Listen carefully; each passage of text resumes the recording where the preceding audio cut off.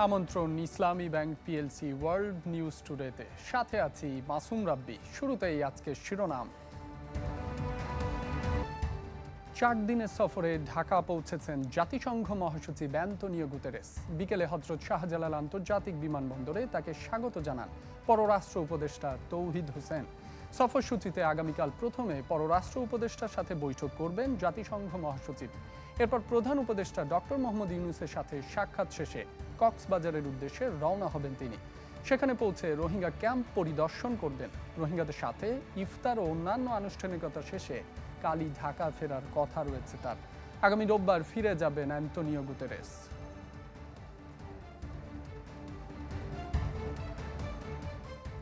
জাতিসংঘ মহাসচিবের রোহিঙ্গা ক্যাম্প পরিদর্শন নিয়ে সবশেষ জানাতে আমাদের সাথে যুক্ত হচ্ছেন সহকর্মী আশিকিন প্রিন্স। রোহিঙ্গাদের যে প্রত্যাবর্ষণ সে বিষয়ে কতটুকু অগ্রগতি হতে পারে এই সফরে, পাশাপাশি আগামীকাল কখন মহাসচিব পৌঁছাতে পারেন? রাব্বি, জাতিসংঘের মহাসচিব বর্তমানে অবস্থান করছেন ঢাকাতে এবং আগামীকাল সকালের দিকে তিনি কক্সবাজারে আসবেন এবং কক্সবাজারে বিমানবন্দর থেকে এরপরে সরাসরি চলে যাবেন তিনি রোহিঙ্গা ক্যাম্পে এবং রোহিঙ্গা ক্যাম্পে তার বেশ কিছু কর্মসূচি রয়েছে। তিনি কথা বলবেন রোহিঙ্গা ইউথদের সাথে, একই সঙ্গে কথা বলবেন যারা রোহিঙ্গা ক্যাম্পে দীর্ঘদিন যাবৎ যারা বসবাস করছেন। রাব্বি, আপনাকে জানিয়ে রাখি যে 2017 সালে মিয়ানমারের রাষ্ট্রীয় বাহিনী নির্যাতনের শিকার হয়ে মূলত রোহিঙ্গারা বাংলাদেশের চলে আসে এবং সেখানে কিন্তু 2017 সাল থেকে রোহিঙ্গারা বসবাস করছে উখিয়া এবং টেকনাফে রোহিঙ্গা ক্যাম্পে এবং সেখানে 10 লাখের বেশি রোহিঙ্গা তারা অবস্থান করছেন।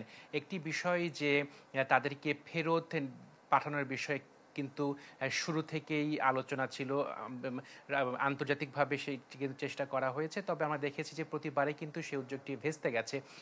2017 সালের পরে একজন রোহিঙ্গা কিন্তু মিয়ানমারে ফিরে যাননি এবং যদিও রোহিঙ্গারা যারা রয়েছেন, যারা বর্তমানে উখিয়া এবং টেকনাফের বিভিন্ন ক্যাম্পে বসবাস করছেন, তারা বলছেন যে তারা নিজ দেশে ফেরত যেতে চান, রাখাইনে ফেরত যেতে চান এবং তারা বলছেন যে সেখানে তাদের যে বসবাসের জায়গা ছিল, জমি ছিল, সেগুলো যাতে তাদের ফেরত দেয়া হয়, তাহলে তারা কিন্তু সেখানে যাবেন। তারা কিন্তু রাখাইনে নিজ দেশে যেতে তারা রাজি রয়েছেন, প্রস্তুত রয়েছেন। যদিও বিভিন্ন পক্ষ থেকে উদ্যোগ নেওয়া হয়েছে, ইউএনএইচসিআর এর পক্ষ থেকে উদ্যোগ নেওয়া হয়েছে, সেই উদ্যোগে কিন্তু ভেস্তে গেছে। কেউ এখন পর্যন্ত একজন রোহিঙ্গাও মিয়ানমারে ফেরত যাননি।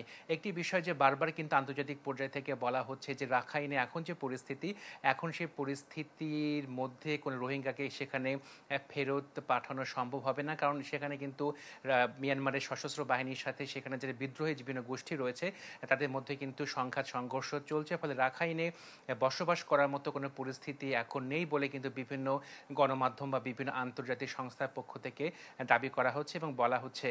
যদিও বাংলাদেশ সরকারের পক্ষ থেকে বারবার বলা হচ্ছে বাংলাদেশ সরকার বিভিন্নভাবে আন্তর্জাতিকভাবে এবং কূটনৈতিকভাবে চেষ্টা করছে যাতে রোহিঙ্গারা নিজ দেশে ফেরত যান, তবুও কিন্তু সেই বস্তুগুলো ভেস্তে যাচ্ছে বা সেটি সম্ভব হচ্ছে না। এরই প্রেক্ষিতে কিন্তু অ্যান্তোনিও গুতেরেস, যিনি জাতিসংঘের মহাসচিব, বাংলাদেশে এসেছেন এবং আশা করা হচ্ছে হয়তো বা তাদের নিজ দেশে ফেরত যাবার ক্ষেত্রে কিছুটা ইতিবাচক দৃষ্টিভঙ্গি অথবা কিছু ইতিবাচক তথ্য পাওয়া যেতে পারে বলে রোহিঙ্গারা এবং যারা বাংলাদেশে যারা হোস্ট কমিউনিটি যারা রয়েছে তারা সেই প্রত্যাশাটি করছেন। এখন দেখা যাক আসলে 4 দিনের সফরে অ্যান্তোনিও গুতেরেস এসেছেন এবং আগামী শনিবারে তিনি একটি সংবাদ সম্মেলন করবেন, সেখানে হয়তো বা বিস্তারিত তথ্য জানা যাবে। রাব্বি। প্রিন্স, আপনাকে ধন্যবাদ। কক্সবাজার থেকে আমাদের সাথে যুক্ত হয়েছিলেন সহকর্মী আশিকিন প্রিন্স। যুক্তরাষ্ট্রের মধ্যস্থতায় যুদ্ধবিরতি প্রস্তাবে সম্মত হয়েছে রাশিয়া, তবে এই যুদ্ধবিরতি দীর্ঘমেয়াদী শান্তির লক্ষ্যে হতে হবে বলে জানিয়েছেন প্রেসিডেন্ট ভ্লাদিমির পুতিন। যুদ্ধবন্ধে বিশেষ উদ্যোগ নেওয়ায় ডোনাল্ড ট্রাম্পকে ধন্যবাদ জানান পুতিন। বলেন, শান্তি প্রতিষ্ঠার জন্য ইউক্রেনের আরও আগে যুক্তরাষ্ট্রের সাহায্য নেওয়া উচিত ছিল। এছাড়াও যুদ্ধ পরিস্থিতি নিজেদের নিয়ন্ত্রণে বলে দাবি করেন রুশ প্রেসিডেন্ট পুতিন। এর আগে মঙ্গলবার যুদ্ধবিরতি নিয়ে সৌদি আরবের জেদ্দায় ইউক্রেনের সাথে আলোচনায় বসে মধ্যস্থতাকারীরা। এ সময় 30 দিনের জন্য সামরিক যুদ্ধবিরতি কার্যকরে সম্মত হয়েছিল কিয়েভ। যুদ্ধবিরতি নিয়ে আরও তথ্য জানাতে আমাদের সাথে যুক্ত হচ্ছেন সহকর্মী তারেক মাহমুদ।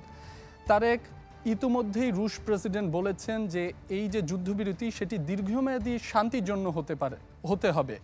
তো এমন প্রেক্ষাপটে যুদ্ধবিরতির জন্য মস্কোর পক্ষ থেকে কি ধরনের শর্ত তুলে ধরা হতে পারে?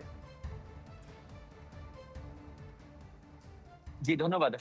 মার্কিন আপনি হয়তোবা জেনে থাকবেন, মার্কিন যে প্রতিনিধি দলটি আছে মধ্যস্থতাকারী, তারা আজকে দুপুরে মস্কো এসে পৌঁছেছে। কিন্তু তাদের সাথে এই ভ্লাদিমির পুতিনের একটি মিটিং হওয়ার কথা রয়েছে, সেটি আজকে এই কিছুক্ষণের মধ্যে হয়তোবা শুরু হবে। এটির মধ্যে মার্কিন প্রেসিডেন্ট, রাশিয়ার প্রেসিডেন্ট যে বেলারুশের যে প্রেসিডেন্ট রয়েছেন আলেকজান্ডার লুকাশেঙ্কো, তার সাথে একটি মিটিং করেছেন এবং দীর্ঘ একটি প্রেস কনফারেন্স করেছেন। সেখানে তিনি এই বিষয়টা নিয়ে তার মন্তব্য করেছেন যে তিনি সরাসরি যদিও উনি বলেছেন যে যুদ্ধ প্রস্তাবে তারা রাজি এবং সেটা দীর্ঘমেয়াদী হতে হবে, যেটি আপনি বলছিলেন। পাশাপাশি তিনি একটি কথা বলেছেন যে যে যুদ্ধের যে রুট কজেস, যে কারণে এখানে যুদ্ধটি শুরু হয়েছে, যে মূল কারণগুলো, সেগুলোর ব্যাপারে কি হবে সে বিষয়ে তারা তাদের আরো আলোচনার প্রয়োজন রয়েছে। রুট কজেস বলতে তিনি যেটি বুঝিয়েছেন যে শুরু থেকে তাদের যে শর্তগুলো রয়েছে, যে ইউক্রেনের যে দখল অঞ্চলগুলো রাশিয়ার রয়েছে, ক্রিমিয়া সহ আরো 4টি অঞ্চল, সেগুলো রাশিয়ার কাছেই থাকতে হবে এবং আন্তর্জাতিক স্বীকৃতি চেয়েছেন তিনি এগুলোর ব্যাপারে। আরেকটি বিষয় হচ্ছে যে ইউক্রেনের নিরাপত্তা নিশ্চয়তা হিসেবে যে ন্যাটোর যে ফোর্স দেওয়ার কথা রয়েছে ইউক্রেনে, সেটাতে তিনি একমত নন তিনি। আর আরো একটি বিষয় যে ইউক্রেনের যে ন্যাটোতে অংশগ্রহণের যে প্রস্তাব রয়েছে, সেটিতেও তিনি একমত নন। এই শর্তগুলো হচ্ছে আসলে যুদ্ধের মূল কারণ এবং তিনি বারবারই পশ্চিমা দেশগুলোকে দায়ী করছেন যে যাদের কারণে, এই পশ্চিমা দেশগুলোর কারণে তিনি বাধ্য হয়েছেন যে ইউক্রেনের এই স্পেশাল অপারেশনটা চালানো।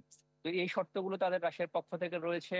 আর আরো যেটি বিস্তারিত আলোচনা হবে আজকে যে মিটিংটি হবে কিছুক্ষণের মধ্যে, সেটি সেখানে বিস্তারিত আলোচনাটি হবে যে মার্কিন যে মধ্যস্থকারী দলটি রয়েছে তাদের সাথে। তিনি আরো একটি বিষয়ে গুরুত্বপূর্ণ কথা বলেছেন যে যে চুক্তিটি আসলে কার সাথে হবে।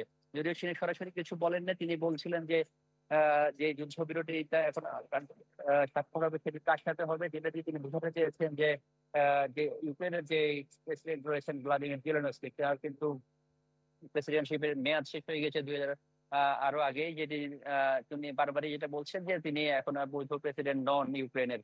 তো তার সাথে উনি যে কোনো ধরনের ডিলে বা চুক্তি স্বাক্ষরের রাশিয়ার প্রেসিডেন্ট ভ্লাদিমির পুতিনের একটা অপারগতা রয়েছিল।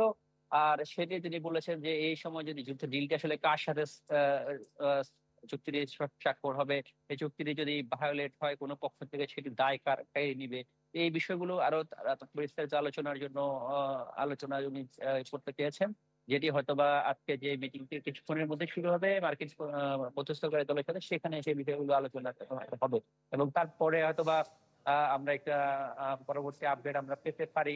তবে এই মুহূর্তে প্রাথমিকভাবে তিনি বলেছেন যে এই যুদ্ধবিরতি প্রস্তাবে রাশিয়া রাজি, তবে থেকে আরো দীর্ঘমেয়াদী হতে হবে এবং রাশিয়ার যে শর্তগুলো রয়েছে। জি, তারেক মাহমুদ, আপনাকে ধন্যবাদ। রাশিয়া থেকে আমাদের সাথে যুক্ত হয়েছিলেন তারেক মাহমুদ। ইসলামী ব্যাংক পিএলসি ওয়ার্ল্ড নিউজ টুডেতে একটা বিরতি নিচ্ছি, ফিরছি একটু পর, সাথেই থাকুন।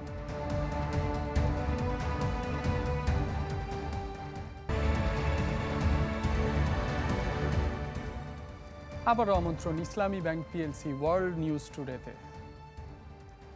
পাকিস্তানের বেলুচিস্তানে যাত্রীবাহী ট্রেন ছিনতাইয়ের কলকাঠি নেড়েছে আফগানিস্তানের জঙ্গিরা। ৩৬ ঘন্টার অভিযান শেষে গোয়েন্দা তথ্যের ভিত্তিতে এমন অভিযোগ করেছে পাকিস্তান সেনাবাহিনী। 2 দিনের এই অভিযানে 33 হামলাকারী সবাই নিহত হয়েছে বলে জানায় সেনাবাহিনী। পাকিস্তানের আন্তঃবাহিনী জনসংযোগ বিভাগ জানায় উদ্ধার অভিযানে কোনো যাত্রীর প্রাণ যায়নি। তবে এর আগে অবরুদ্ধ অবস্থায় 21 জনকে হত্যা করেছে বেলুচ লিবারেশন আর্মির বিদ্রোহীরা। এছাড়া অভিযান চলাকালীন প্রাণ হারান নিরাপত্তা বাহিনীর 4 সদস্য। মঙ্গলবার পেশোয়ারগামী যাত্রীবাহী ট্রেন জাফর এক্সপ্রেসে হামলা চালায় নিষিদ্ধ সংগঠন বালুচ লিবারেশন আর্মি। 9 বগির ট্রেনটি ছিনতাই করে জিম্মি করা হয় নিরাপত্তা বাহিনীর সদস্য সহ 440 যাত্রীকে।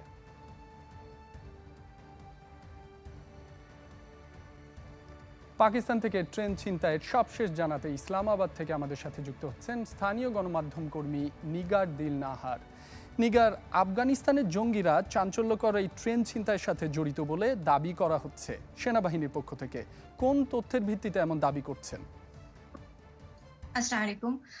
আফগান জঙ্গিদের যে সম্পৃক্ততা বেলুচিস্তানের ট্রেন ছিনতাইয়ের আফগান জঙ্গিদের সম্পৃক্ততা একটা গুরুত্বপূর্ণ উদ্বেগের বিষয়। গোয়েন্দা প্রতিবেদন অনুযায়ী তারা এই ছিনতাইয়ের সাথে জড়িত ছিল বলে আফগানিস্তান সীমান্তের ওপার থেকে সমর্থন এবং প্রশিক্ষণও পেয়েছিল বলে এটা পাকিস্তান সেনাবাহিনী বলেছেন। এটা হচ্ছে গোয়েন্দা আ আ প্রতিবেদনের ভিত্তিতে তারা এটা বলেছেন। পাকিস্তানের সন্ত্রাসী হামলায় আফগান জঙ্গিদের জড়িত হওয়ার ঘটনায় এটি কিন্তু প্রথম নয়।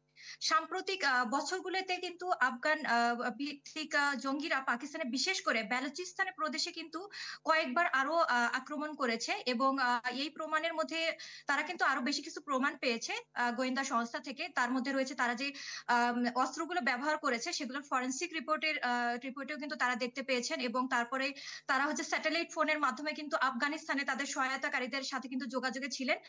সেটাও কিন্তু দেখা গেছে এই প্রতিবেদনে তাদের গোয়েন্দা সংস্থার ভিত্তিতে তারা এটা জানতে পেরেছেন। সেনাবাহিনী আরো জানিয়েছেন যে তারা ছিনতাইয়ের জন্য দায়ী ব্যক্তিদের গ্রেফতার করতে এবং ভবিষ্যতে হামলা প্রতিরোধ করতে আফগান কর্তৃপক্ষের সাথে ঘনিষ্ঠভাবে কাজ করার জন্য চেষ্টা চালাচ্ছেন। ট্রেন ছিনতাইয়ে আফগান জঙ্গিদের সম্পৃক্ততা সন্ত্রাসবাদের বিরুদ্ধে লড়াই পাকিস্তান আফগানিস্তানের মধ্যে বৃহত্তর সহযোগিতা এবং সমন্বয়ের প্রয়োজনীয়তা তুলে ধরে।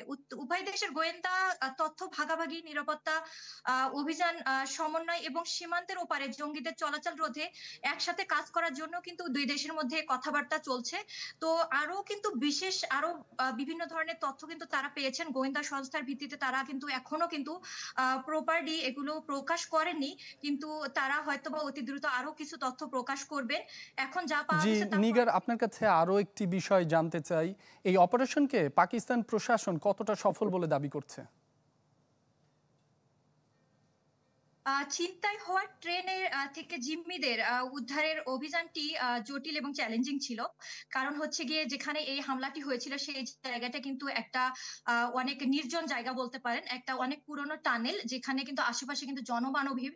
কিন্তু তারা এই অভিযানটি অনেক সাবধানতার সাথে কিন্তু করেছেন এবং সেখান থেকে তারা যতটুকু লাস্ট খবর থেকে জানা গিয়েছে তারা কিন্তু সকল জিম্মিদের উদ্ধার করেছেন। তারা এটাকে সফল একটা অভিযান বলেই জানিয়েছেন, যেখানে ২১ জন বেসামরিক নাগরিক নিহত হয়েছেন এবং ৪ জন সামরিক নাগরিক কিন্তু সামরিক যারা বাহিনীর সদস্য ছিলেন তারা নিহত হয়েছেন এবং ৩৩ জনের বেশি সেখানে তারা জঙ্গিদের হত্যা করেছেন। আর হচ্ছে এটা এখনো পর্যন্ত কিন্তু তারা বিভিন্ন তাদের আশেপাশে যে এরিয়াগুলো আছে সেই এরিয়াগুলোতে তাদের নিরাপত্তা ব্যবস্থা জারি রেখেছেন, কারণ এখনো কিন্তু জায়গাগুলো সেফ না। তারা আরো ভালো করে সেগুলো পর্যবেক্ষণ করছেন যে কোনো জায়গায় বোমা। জি নিগার, আপনাকে অসংখ্য ধন্যবাদ আমাদেরকে সময় দেওয়ার জন্য। পাকিস্তানের ইসলামাবাদ থেকে আমাদের সাথে যুক্ত হয়েছিলেন স্থানীয় গণমাধ্যম কর্মী নিগার দিল নাহার। ইসলামী ব্যাংক পিএলসি ওয়ার্ল্ড নিউজ টুডেতে আরও একটা বিরতি নিচ্ছি, ফিরছি একটু পর, সাথেই থাকুন।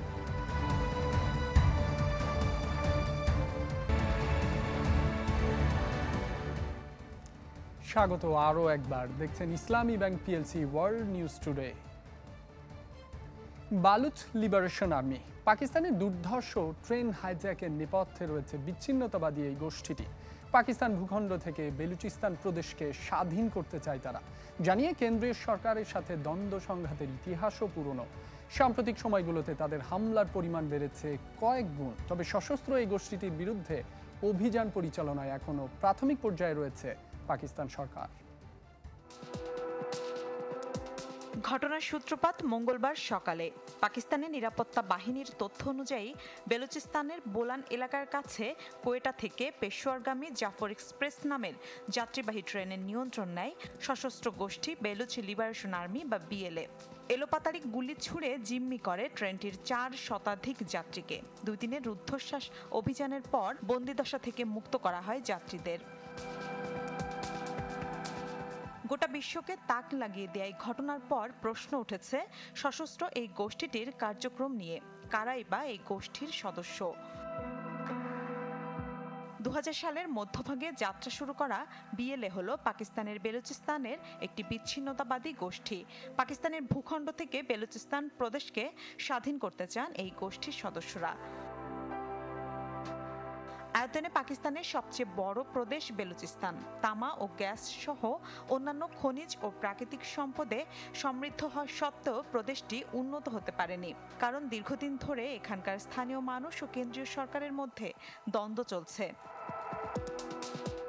বেলুচিস্তানের স্বাধীনতাকামীদের সাথে সরকারের যে দ্বন্দ্ব তা আরও জটিল করে চীন পাকিস্তান অর্থনৈতিক করিডোর। এক দশক আগে সেখানে দুই দেশের ৬২ বিলিয়ন ডলারের মেগা ডেভেলপমেন্ট প্রকল্প শুরু হয়। চীনের এই কর্মযজ্ঞকে নিজেদের জন্য হুমকি মনে করে বেলুচের বিচ্ছিন্নতাবাদীরা। সাম্প্রতিক মাসগুলোয় বেলুচিস্তান জুড়ে হামলার সংঘাতের ঘটনা ব্যাপক হারে বেড়ে গেছে। জাফর এক্সপ্রেসেও এর আগে কয়েক দফা হয়েছে হামলা। গেল বছর বিএলএ সদস্যরা রেললাইন উড়িয়ে দিলে ২ মাস বন্ধ থাকে ট্রেন চলাচল। নভেম্বরে কোয়েটা রেল স্টেশন ছাড়ার সময় আত্মঘাতী বোমা বিস্ফোরণে ট্রেনটিতে থাকা নিরাপত্তারক্ষী সহ অন্তত ৩০ জন নিহত হন। ইসলামাবাদ ভিত্তিক think tank Pakistan institute of piece studies গেল বছরই বেলুচিস্তানের পরিস্থিতি উদ্বেগজনক বলে সতর্ক করেছিল। এক প্রতিবেদনে প্রতিষ্ঠানটি জানায়, গেল বছর প্রদেশটিতে ১৫০-র বেশি হামলা হয়েছে। তবে তাদের দমনে বরাবরই ব্যর্থতার পরিচয় দিয়েছে পাকিস্তানের কেন্দ্রীয় সরকার, কারণ অতীতের তুলনায় আরও সক্ষমতা বেড়েছে এই গোষ্ঠীর। আল জাজিরার বিশ্লেষণ বলছে, বেশ কিছু উন্নত অস্ত্র রয়েছে সশস্ত্র এই গোষ্ঠীটির হাতে, যার কিছু কিছু আফগানিস্তানে মার্কিন বাহিনী রেখে গিয়েছিল। তাছাড়া পুরো প্রদেশের ভৌগোলিক অবস্থানও বেশ নখদর্পণে এই যোদ্ধাদের। বিপরীতে সামরিক বাহিনীর যেসব সদস্য বিদ্রোহ দমনে আসেন তাদের বেশিরভাগকেই পাঞ্জাব বা খাইবার পাখতুনখোয়া থেকে আনা হয়। কাজেই তারা স্থানীয় বিএলএ যোদ্ধাদের চেয়ে পিছিয়ে থাকেন। মিলা খন্দকার, চ্যানেল 24। এই ছিল ইসলামী ব্যাংক পিএলসি ওয়ার্ল্ড নিউজ টুডেতে। এতক্ষণ যারা সঙ্গে ছিলেন সবাইকে ধন্যবাদ।